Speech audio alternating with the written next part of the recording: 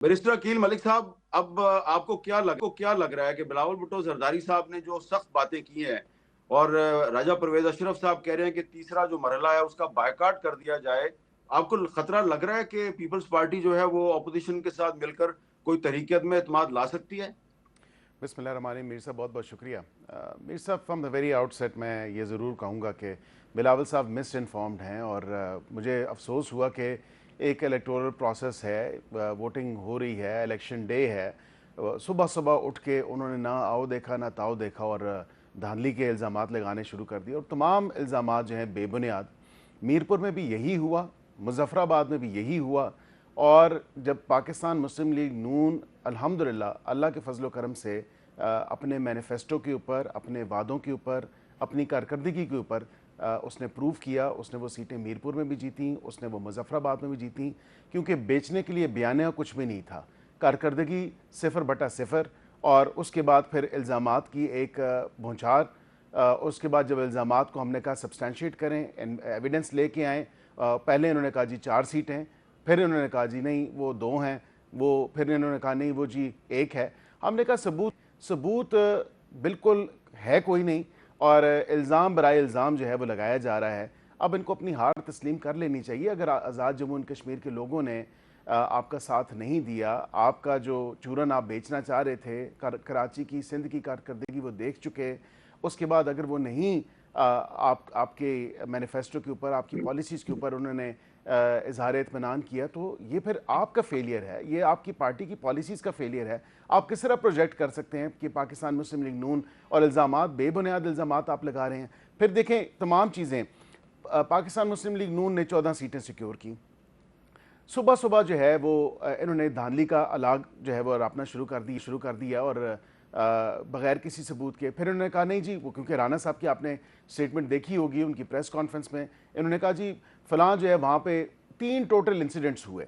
वो तीनों इंसिडेंट्स बड़ी नॉर्मल बात है कि जब 2 फ़रीक़ैन आमने सामने होते हैं, 2 कैंडिडेट्स या उनके सपोर्टर्स आमने सामने होते हैं, तो ये छोटी मोटी चीज़ें होती हैं और ये कोई ऐसी सीरियस बात नहीं थी। तू तकरार हो सकती है, वो हुई भी होगी, उससे हम बिल्कुल डिनाई नहीं कर रहे, लेकिन ये कह देना कि नहीं वहाँ पे गोलियां चल गई हैं, वहाँ पे फलां चीज़ें हो गई हैं, हाथापाई हुई होगी, इसमें कोई ऐसी बड़ी बात नहीं। और नॉर्मल इलेक्शंस में भी हो जाती हैं, कई सेंसिटिव पोलिंग स्टेशंस होते हैं, लेकिन सुबह से ही एक गिरदान वो अलापना, एक अलाग अलापना और कहना कि जी धांधली धांधली धांधली धांधली, मतलब आपके पास ना सबूत है, ना कुछ आपके पास जो है प्रेजेंट करने के लिए कोई चीज़ है, ना कोई आप उसको कोई एविडेंस दे रहे हैं, और फिर अपनी हार तस्लीम करने से भी आप कासिर हैं। और फिर अगला जो आप लाएअमल बता रहे हैं, जो कि बड़े फ़ख्री आप कहते थे कि बॉयकॉट नहीं करना चाहिए, पीटीआई ने अगर बॉयकॉट किया तो गलत किया, और फिर सारा मलबा आपने पीटीआई की आज़ाद जम्मू एंड कश्मीर की क़यादत पे डाला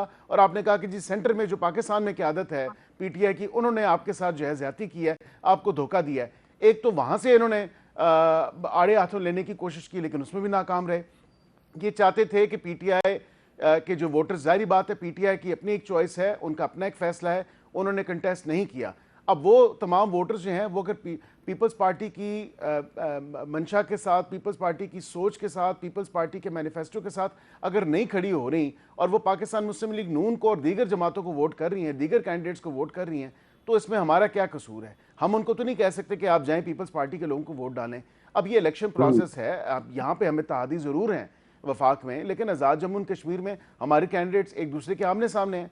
अब फिर ये इत्तेहाद जो आपने बात की कि किसी किस्म का कोई इत्तेहाद या अदमे एतमाद तहरीक का कोई मामला शुरू हो जाएगा, बिल्कुल ऐसा नहीं होने वाला और नहीं ऐसी कोई सिचुएशन है।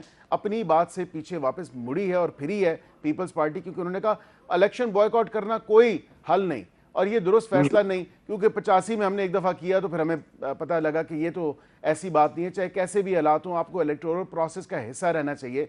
और आज वो खुद ही बातें कर रहे हैं, जब मीरपुर से और मुजफ्फराबाद से हार गए, अब वो कहते हैं कि जी अब हार तो नज़र आ रही है क्योंकि मेजॉरिटी फैसला आज़ाद जम्मू एंड कश्मीर की आवाम ने सुना दिया, अब तो हमारे यहाँ पे कोई दाल गलने नहीं वाली, तो इसलिए बेहतर है कि इस पूरे प्रोसेस का हिस्सा ही ना बना जाए। तो ये दोगली पॉलिसीज़ हैं पीपल्स पार्टी की। मैं माज़रत के साथ, मेरे पास और कोई लफ्ज़ नहीं है मैं इस्तेमाल करूं, लेकिन बहुत ही बुरे तरीके के साथ परफॉर्म करने के बाद अब अपनी हार भी मानने को वो तस्लीम नहीं है, और वो कहते हैं कि नहीं, धांधली हो गई, धांधली हो गई। ये वतीरा पीटीआई वाला ही है। जब पीटीआई देखती थी वो ठीक है ये कार्रवाई करती थी, और ये उन्हीं के नक्शे कदम पे चलते हुए ये कार्रवाई कर रहे हैं। उन्होंने नया तरीका सीखा है पीटीआई से। जी। नाज बलोच साहबा, अब आप उसका क्या जवाब देगी कि जो बिलावल साहब ने कहा था कि अगर इलेक्शन चुराया गया तो फिर वफाकी हुकूमत की उल्टी गिनती शुरू हो जाएगी, तो उल्टी गिनती का क्या मतलब है? इसका मतलब तहरीक अदम एतमाद है या कोई सड़कों पे तहरीक चलाई जाएगी? बिस्मिल्लाहिर्रहमानिर्रहीम। हामिद मीर साहब, पहले तो मैं जो है ये कहूंगी कि चराग हक को बुझाकर ये जीत कैसी है, अवाम हम्म। हार गई तो ये फतह कैसी है। तो जिसको ये फतह समझ रहे हैं, उसमें इन्होंने अवाम को शिकस्त देकर अपनी कामयाबी को जो ये राग अलाप रहे हैं, ये इनकी सबसे बड़ी नाकामी है। फेलियर तो इनका था जीबी में। क्या हुआ कि जीबी के लोगों को इनके पंजाब की हुकूमत पसंद नहीं आई।